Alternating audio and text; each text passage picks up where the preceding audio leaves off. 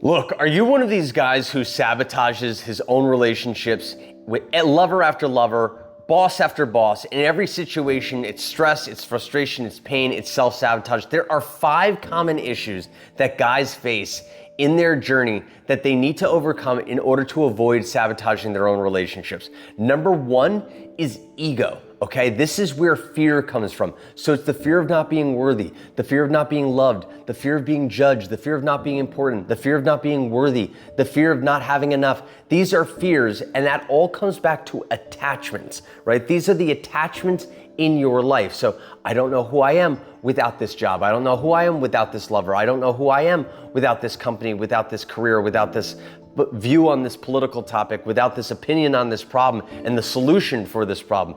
I don't know who I am. So those attachments end up creating fears because the ego doesn't know what it is without that attachment, right? So that's number 1. Number 2 is presence. You need to have presence in order to recognize the ego in action within yourself or within someone else. Without presence, you have no chance of actually seeing that actually this is not your ego, this is someone else's ego, and so we don't need to be hijacked by whatever it is that's going on in their life.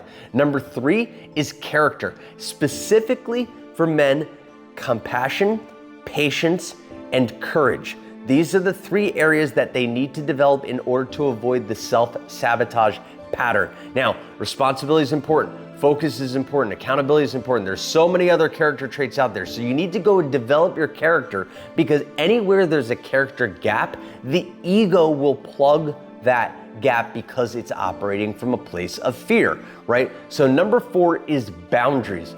Boundaries are important to delineate my energy from your energy, their problem from your problem.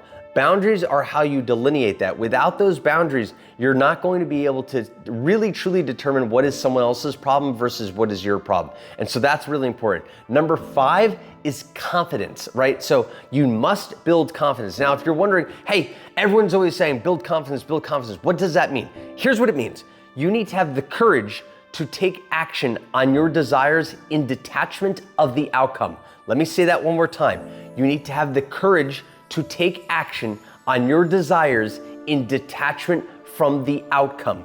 When you really truly connect with this, that means that you can speak your truth in any situation, whether it be in the bedroom or the boardroom, right? And that you be able to act on that truth. So courage is really important because courage is how you overcome fear, right? And that circles all the way back to the ego and all that nonsense, right? So if you are one of these people who are struggling with the stress and the frustration and the pain from sabotaging your relationships over and over and over again, check out those 5 areas, focus on those areas, and I guarantee you it will change your life.